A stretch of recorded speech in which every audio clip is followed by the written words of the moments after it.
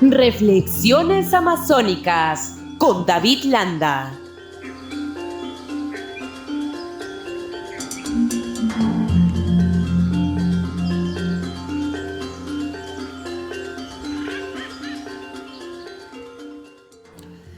Y como cada sábado ya estamos en comunicación desde San Martín con el ingeniero ecologista David Landa, integrante del colectivo Moyobamba 500, ¿no? Y es que queremos destacar algo muy significativo, ¿no? Esta semana, especialistas, autoridades de la región San Martín, que están agrupados en el Comité Consultivo Regional de Turismo San Martín, han expresado su preocupación por el abandono en que se encuentra el complejo arqueológico Gran Pajatén, ¿no? Que perteneció a la cultura chachapoya, descubierto hace 60 años, ¿no? Y por eso la necesidad de seguir impulsando este diálogo, ponerlo en agenda del día a día, y ese es el esfuerzo, ¿no?, de estas reflexiones amazónicas que semana a semana es posible alcanzarles gracias al ingeniero David Landa. Qué gusto saludarlo, don David. Como siempre, muy agradecido por esta comunicación con RCR, Red de Comunicación Regional. Muy amable. Muchísimas gracias por esta nueva secuencia de reflexiones amazónicas, mi querido José Hernández, y un agradecimiento especial a RCR, que abre una ventana para la voz de la Amazonía y para la voz del Perú profundo, ¿no? Muchísimas gracias, a tus órdenes. Sí, yo ponía como antecedente que esta semana un esfuerzo que no puede perderse de vista, ¿no? Porque no solamente la puesta en valor, sino es el rescate, ¿no? Y esto permita, ¿no?, un anhelo, ¿no?, de muchas personas, ¿no?, redescubrir lo que es el Gran Pajatén, ¿no? Y ustedes lo están haciendo con un grupo de pobladores, autoridades, ¿no?, llamando la atención de la opinión pública, pero sobre todo de las autoridades, ¿no? ¿Cómo es que vamos a alcanzar que le pongan la atención las autoridades del gobierno central y no perdamos lo que tenemos como una riqueza, como un valor, como un patrimonio de la humanidad? Sí, esa es la gran preocupación realmente, ¿no? Y nuevamente se ha puesto en el tapete o sobre la mesa la gravísima situación en la que se encuentra el Gran Pajatén, que es un resto arqueológico de la cultura Luya Chillao, llamada comúnmente Chayapoyas e inadecuadamente, pero sería eso motivo de otra reflexión más adelante. Entonces, pero que de vez en cuando siempre se está poniendo en tapete el tema. Y luego se diluye el asunto. ¿Por qué razón? Porque las competencias para el manejo de este tema no las detentamos nosotros, ¿no? O sea, aquí en San Martín ni el gobierno regional, menos las autoridades locales, provinciales o distritales en su nivel de Estado, no tienen la potestad de intervenir, si es que no le da la veña el Ministerio de Cultura. Y toda vez que este resto arqueológico importante se encuentra en el seno de el Parque Nacional Río Abisteo, entonces también hay que tener la veña del Ministerio de Ambiente, de la Dirección de Áreas Naturales Protegidas. Entonces, obviamente cuando uno llega a motivar algo allá, no estamos priorizados en las agendas ministeriales de las instituciones mencionadas. Y tenemos que seguir esperando. Pero como tú bien señalabas, no es que esperamos y es como si ahorita ponemos pausa al programa y luego lo continuamos de aquí en un año siguiente y continuamos porque se hizo pausa y nada pasó ni en la computadora ni en mí. O, bueno, habrá pasado los años. Pero en el tema de la naturaleza es diferente. Cada día que pasa, cada momento que transcurre, la naturaleza en este caso sí es realmente perniciosa, porque la vegetación va destruyendo esas murallas, esos vestigios arqueológicos. Los movimientos telúricos van destrozando las cimentaciones, las estructuras que están ahí construidas por los que nos antecedieron precolombinamente aquí en esta parte del territorio, y la lluvia, qué sé yo, todos los agentes orogénicos, o sea, que tienen que ver con la erosión, van haciendo su trabajo, ¿no? Y no importa que cuántas actividades hagamos, como lo que está mostrando en la pantalla, que son memoriales, iniciativas legislativas, etcétera, o lo que digan los científicos como Federico Kaufmann-Doy, que equiparen el Gran Pajatén con Machu Picchu, y no lo dice pues cualquiera, ni un chauvinista, lo dice un científico, y le pone el valor agregado, si está leyendo el público ahí, los televidentes, que tiene el valor agregado esta equiparabilidad entre Machu Picchu y Gran Pajatén con el tema natural, la maravilla del Parque Nacional Río Avisteo, ¿no? Y es de verdad, y perdemos una serie de oportunidades, ¿no? Ahí en esa imagen que estás presentando, que son parte de una conferencia de prensa que se dio desde el Consejo, el Comité Consultivo Regional de Turismo, para advertir todo lo que pierde la región. Entonces, por ejemplo, en Cusco, por Machu Picchu, que recibe anualmente, en términos de promedio, 1.5 millones de visitantes. Eso genera 500 millones de dólares anuales para la región y para el bienestar, para el cierre de brechas en esa localidad. Mira, yo quisiera que te quedes un poquito, te detengas en esa imagen que está allí. A la izquierda tienen Machu Picchu en 1911. Tal y como el científico arqueólogo Hiram Bingham lo encontró en 1911, exactamente el 24 de julio de 1911. Tomó esa foto, él venía patrocinado por la Universidad de Yale, eso es. Y mira lo que tenemos al frente en el 2022. Tenemos Machu Picchu totalmente despejado. Si pasan alguna imagen siguiente, en la primera está llena de vegetación. Creo que hay otras imágenes. Pueblo ahí, si nos detenemos. Así encontraron cuando se despejó Machu Picchu. Están las construcciones llenas de raíces y todo. Obviamente no los ha derruido el ser humano. No ha venido acá una horda de salvajes, de una tribu opuesta al incanato y han tirado abajo esos muros. Como se ve, han sido derruidos, se han derrumbado, se han desplomado por la acción de la naturaleza en sus diversas formas, orogénicamente por las actividades erosivas como la lluvia, el viento, y luego el tema ya forestalmente con la parte radicular de las plantas, de los árboles, que se introducen entre las grietas y van tumbando. Yo personalmente he visto eso, y además que lo menciona a Hiram Bingham, cuando él describe su llegada, y sus primeras impresiones al ver lo que pasaba ahí en Machu Picchu, él dice que la naturaleza realmente ha ido destrozando estas construcciones. Pero, como te das cuenta, creo que ahí la fecha es 2013.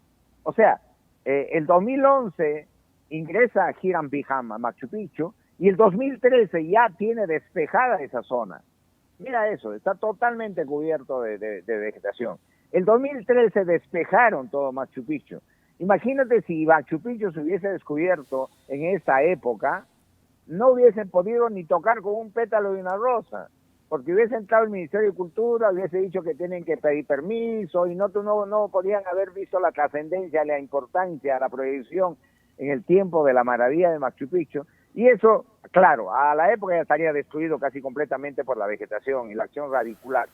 Hay que mencionar que esa foto se encuentra así, no vemos árboles prominentes, porque ya fue intervenido en 1867 por el señor Augusto Burns. Este señor creó una compañía, estamos hablando ya del siglo XVII, ¿no? Porque en 1867 intervino él buscando tesoros, o sea, ahí había sido la primera desbroce, diríamos, despeje de Machu Picchu, y luego, 40 años luego, viene Hiram Bingham e ingresa y tiene esta fotografía. Entonces, realmente, hoy en Pajatén está totalmente cubierto de vegetación. Es cierto que hubieron algunas expediciones, una de la FAP, etcétera, que intervinieron y despejaron de cobertura vegetal el Pajatén. Si seguimos adelante, algunas imágenes lo vamos a ver. Ahí como que ahí, por ejemplo, aquella. Miren ustedes, ahí está cuando se hizo una intervención y se despejó una superficie de más o menos 2.5 hectáreas, que es lo que pudieron investigar. Y uno se pregunta, ¿y por qué no abrieron más? ¿Por qué no hicieron una investigación? No, lo que ocurre es que para llegar ahí se llegaba vía patas y se llegaba después de 4 o 5 días de caminar y tenía que llevar las vituallas, todo lo que es necesario, toda la logística para esa cantidad de días. y obviamente eran expediciones que tenían bajo financiamiento, pobre financiamiento, se les acababa la comida en 4 o 5 días y tenían que regresar nuevamente porque se les acabó la plata y se les acabó todo. Entonces, no ha habido una mirada muy interesante. Mira la publicación que dice ahí. Está hablando arriba que está abandonada, es una publicación de hace 40 años de un diario nacional. Entonces, y se ve ahí lo que está ocurriendo con las raíces y toda la vegetación. Y esto sigue ocurriendo porque las plantas no están en pausa, los movimientos telúricos no ponen en pausa, la lluvia, la erosión y todo no se pone en pausa. Y si eso no lo ponemos en valor y las competencias de gobierno, de manejo, no lo tenemos acá, eso va a ser una desgracia, mi querido José. Ahora, ¿cómo logramos y qué acciones se tendrían que emprender para lograr sensibilizar al país en su conjunto, ¿no? Porque ya no solamente es tarea, y ustedes lo están haciendo desde el comité consultivo, el esfuerzo que está haciendo el colectivo M500. Moyobamba 500, ¿no? Pero ¿cómo sensibilizamos a sectores que, yo no sé si coincidirás conmigo, mantienen una inacción sobre este tema? El caso del Ministerio de Cultura, el caso del Ministerio del Ambiente. Efectivamente, mi querido José, ¿cómo? Ahí está la palabra, ahí está el reto y cómo desatamos el nudo. En realidad es un tema de competencias de gobierno y cuando uno se enfrenta a estas situaciones administrativas y tiene que interactuar con los funcionarios, es increíble que no hay una audacia, no hay la actitud de dar un pasito más adelante en el tema administrativo, aún a riesgo, entre comillas, de comerse un proceso administrativo posterior, por supuesto, por haber asumido alguna competencia que no le corresponde. Pero ahí le corresponde al gobierno regional empezar a dictar medidas o emitir ordenanzas que arranquen, hagan para sí el manejo de estas competencias que no las tiene ahorita y las detenta el ministerio tal o cual, en este caso de cultura o ambiente. Pero eso va a producir obviamente una reacción del elemento de la parte ministerial con su procurador y lo que fuese, y va a generarse un conflicto, pero va a generarse un conflicto de competencias que tendrá que ir a resolverse en el Tribunal Constitucional. Eso es en la parte jurídica. Y si qué duda cabe que ese gobernante regional que plantee esta situación y genere ese conflicto de competencias va a tener todo el respaldo de la población, porque en realidad esto es un escándalo lo que ocurre. Cuando se ha hecho esta conferencia de prensa ha tenido un rebote general, ¿no? Y curiosamente también ha tenido una presión tremenda en los medios de comunicación por parte de cierto sector del Ministerio de Cultura para que no reboten la noticia, ¿no? Esa ha sido una cosa escandalosa, que claro, no se dice a grandes voces, pero lo sentimos nosotros. Y justamente eso muestra que hay un desinterés en el otro lado. Cuando dicen que no pasa nada, ¿cómo no puede pasar nada? Ya los científicos le están diciendo, Hiram Bigam, para la fecha que llegó a Machu Picchu en 1911, Federico Gauss Mandoy y los demás investigadores que han llegado a la ciudadela de Gran Pajatén lo están advirtiendo y de repente un funcionario nada más citadino dice que no pasa nada. Entonces eso genera una gran preocupación. Por eso es que hay que ir rompiendo estas barreras con esas medidas que tendrían que tomar el gobernante regional, ¿verdad?, para ir avanzando. Eso en primer lugar. Y dentro de ese marco, como quiera que el Gran Pajatén es Patrimonio de la Humanidad declarado por la UNESCO, y como quiera que el Abiseo, el Parque Nacional Abiseo, en el seno del cual está el Gran Pajatén, también es Patrimonio Natural de la Humanidad, y tienen esas categorías otorgadas por la UNESCO, hay otra categoría más dentro de esa categorización general, que es Patrimonio de la Humanidad en peligro, con esa categorización final en peligro. Entonces, eso ya hace necesario una acción del gobierno, del Estado regional, emitir una ordenanza que inmediatamente se hagan las gestiones para incluir, y también la Comisión de Cultura del Congreso, para incluir al Gran Pajatén en esa categorización. Porque cuando categorizas a nivel del hemisferio, a nivel del planeta, a nivel de Naciones Unidas, un patrimonio nacional como patrimonio de la humanidad en peligro, inmediatamente se activan unos mecanismos de conservación, cuidado, preservación y puesta en valor de ese recurso. En realidad ahí hay un total desinterés, hay un total desenfoque, Y hay una total ignorancia de los que manejan este tema, que nunca se han preocupado de que entre en la categorización de patrimonio de la universal en peligro. Y esa será una tarea que nosotros nos hemos puesto sobre los hombros en el Comité Consultivo Regional de Turismo, desde la perspectiva del colectivo M500, para hacer interactuar e incidir para que esto ocurra, ¿no?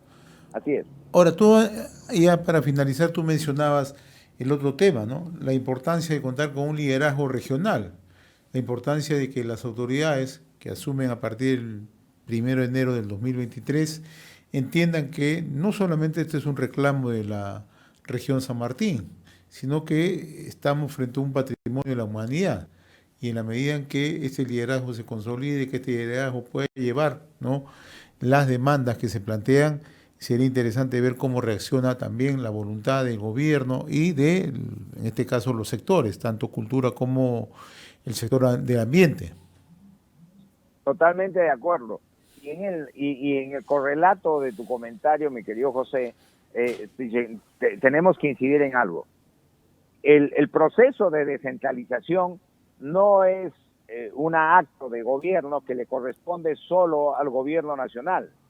O sea, el gobierno de turno, el Estado nacional con su gobierno de turno, que le mire con atención al proceso de descentralización y descargue, comparta o otorgue en exclusividad algunas competencias nacionales a los gobiernos regionales en aplicación del principio de subsidiariedad o criterio de subsidiariedad según la ley que fuese el caso, donde dice que el gobierno nacional no debe asumir las competencias que por su cercanía pueden ser cumplidas más eficientemente por los gobiernos regionales y así a los gobiernos subnacionales, los provinciales o distritales, ¿no? Imagínate, hay un mandato directo y eso en correlato con el capítulo 14 de la Constitución que manda a la descentralización como un proceso continuo, permanente, irreversible. Entonces, lo que pasa es que no se entiende a veces en los liderazgos regionales, como tú lo estás manifestando, que es una interacción y que esa descentralización lo que tenemos que construir también nosotros, demandar, arrancar nosotros, y que en buena cuenta se traduciría en la verdadera emancipación de la patria, porque lo que ha pasado con Cuela, por ejemplo, ¿no? Es tremendo, y lo que está pasando en otros lugares y lo que está pasando ahorita en Pajatén y en la Gran Zaposoa, ¿verdad? Entonces, ahí tenemos que hacer esa reflexión profunda y yo creo que RCR pues es una ventana para que nos escuchen con efectividad. Muchas gracias. Muy bien, mi estimado David Landa, como cada sábado te agradezco por estas reflexiones amazónicas, ¿no? Y sobre un tema de interés y un tema que debe ser parte de la agenda como ese gran Pajatén. Ha sido un gusto conversar contigo. Nos reencontramos la semana siguiente para seguir reflexionando en relación a temas de la Amazonía. Gracias, David, muy amable. Muchas gracias, José. Un abrazo. Gracias. Hasta aquí nuestras secuencias Reflexiones Amazónicas con el ingeniero David Landa. Reflexiones Amazónicas con David Landa.